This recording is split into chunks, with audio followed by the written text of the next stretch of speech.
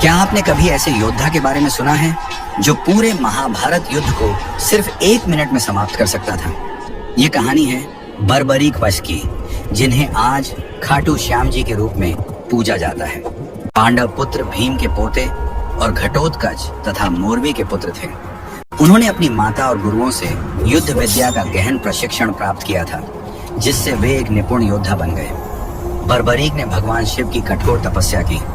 उनकी भक्ति से प्रसन्न होकर भगवान शिव ने उन्हें 3 ऐसे अचूक बाण प्रदान किए जो अपने लक्ष्य को भेद कर वापस लौट आते थे।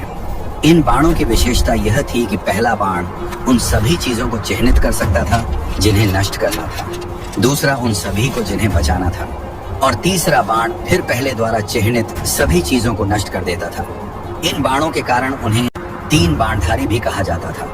बर्बरीक ने अपनी माता को एक वचन दिया था कि वे हमेशा उस पक्ष का साथ देंगे जो युद्ध में कमजोर पड़ रहा होगा, यानी जो हार की ओर अग्रसर होगा।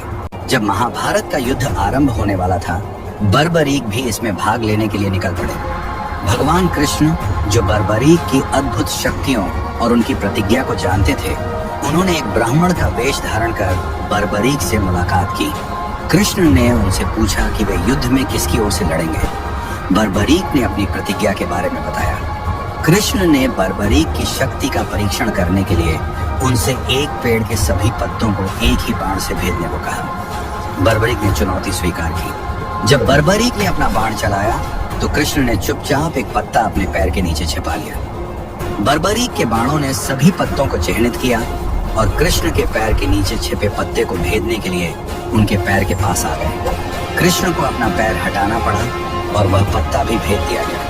बर्बरीक की सटीकता और उनके बाणों की शक्ति देखकर कृष्ण अत्यंत चकित रह गए। कृष्ण को आभास हो गया कि यदि बर्बरीक युद्ध में शामिल होते हैं तो उनकी कमजोर पक्ष की प्रतिज्ञा के कारण युद्ध कभी समाप्त नहीं होगा। बर्बरीक पहले कौरवों को कमजोर कर पांडवों को मजबूत करेंगे और फिर जब पांडव बलशाली हो जाएंगे तो वे कमजोर हुए कौरवों का साथ देने के लिए पांडवों के ही विरुद्ध हो जाएंगे। इस चक्र में अंततः केवल बर्बरीक ही जीवित बचते, जिससे धर्म की स्थापना का कृष्ण का उद्देश्य अधूरा रह जाता है।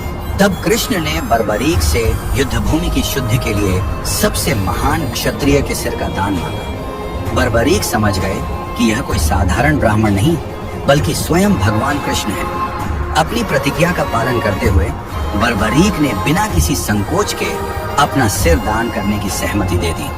सिर दान करने से पहले बर्बरीक ने कृष्ण से अनुरोध किया कि उन्हें पूरे महाभारत युद्ध को देखने की अनुमति दी जाए। कृष्ण ने उनकी इच्छा पूरी की और बर्बरीक के कटे हुए सिर को एक पहाड़ी पर रख दिया, जहां से वे पूरे कुरुक्षेत्र युद्ध को देख सकते थे। युद्ध समाप्त होने के बाद जब पांडवों में जीत के श्रेय को लेकर बहस छिड़ी तो कृष्ण ने बर्बरीक के सिर से पूछने का सुझाव दिया। बर्बरीक के सिर ने उत्तर दिया कि युद्ध में वास्तव में किसी ने नहीं लड़ा, बल्कि केवल भगवान कृष्ण का सुदर्शन चक्र ही हर जगह घूम रहा था, जो अधर्मियों का नाश कर रहा था। उन्होंने कहा कि जीत का एकमात्र श्रेय कृष्ण को जाता है। कृष्ण बर्बरीक के इस महान बलिदान और उनकी निस्वार्थ भक्ति से अत्यंत प्रसन्न हुए। उन्होंने बर्बरीक को वरदान दिया कि कलयुग में उन्हें उनके अपने नाम से नहीं, बल्कि कृष्ण के ही एक नाम श्याम से पूजा जाएगा। आज भी राजस्थान के सीकर जिले में खाटू में बर्बरीक को खाटू श्याम जी के रूप में पूजा जाता है और वे लाखों भक्तों के आराध्य देव हैं।